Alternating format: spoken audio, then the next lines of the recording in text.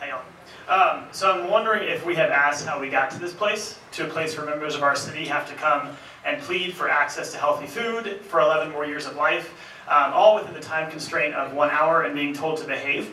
I'm wondering how we got there, and I'm wondering why, if we really wondered why there is no Walmart, nor Sprouts, nor Reese's, or anything like that in North Tulsa, why people have to hop from one dollar store to the next just to try to get unhealthy food. I'm wondering if we've asked why that is and how we got those questions, because some are going to try to argue that it's maybe the high crime rate, when in reality that doesn't make any sense, since the crime in District 1 is lower or the exact same as any other district in this city, regardless of any preconceived notions that some may have. Others are going to try to argue that it's a lack of organization or demand. I think the last 2 weeks have proven otherwise.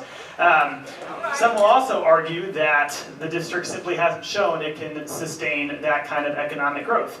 That too makes no sense, since the history of North Tulsa is rooted in Black excellence and in Black Wall Street, and it was really one of the most prosperous Black community in the history of this country until it was destroyed by people who look like me and a lot of you. And the greatest act of domestic terrorism in the history of this country. So it's difficult for us to find a why when that why is not rooted in practicality, is actually rooted in systemic racism and systemic injustice. That is still so prevalent in our city today. It's prevalent in police brutality. It's prevalent in the inequity of our criminal justice system. It's prevalent in the inequity of our education system. And it shows itself in the 11-year life expectancy gap from North Tulsa to South Tulsa, which is a real thing. And it also shows itself in the lack of access to healthy food, because food is everything. Food is everything for our kids. It affects how they develop, how they learn, how they behave. It affects how they perform in school, whether they retain information, whether they can focus, how sick they are and how often they get sick. It affects whether they can excel academically or athletically. It affects their dietary habits and the habits that they pass on to their children.